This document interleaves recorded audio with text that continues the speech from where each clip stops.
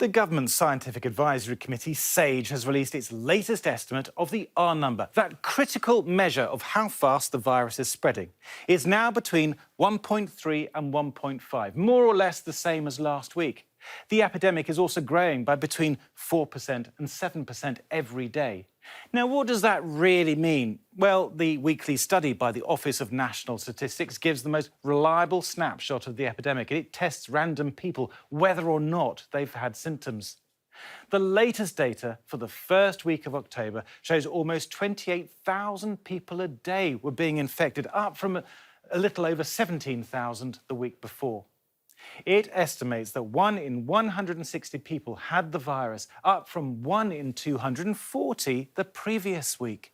A rise in infection leads to more hospital admissions, around 2 to 3 weeks later. Now, the latest government stats show 844 people have been admitted to the UK hospitals over a 24-hour period. That's up from 603 a week earlier.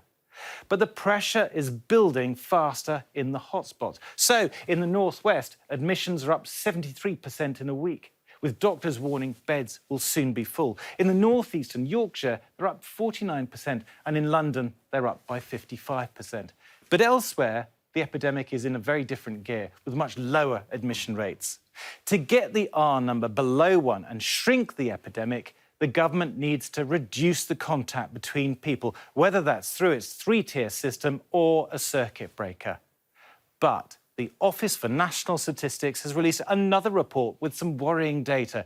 2 weeks after the Prime Minister urged people to work from home again wherever possible, the proportion of people commuting actually increased to 65%, the highest since lockdown started easing at the end of May.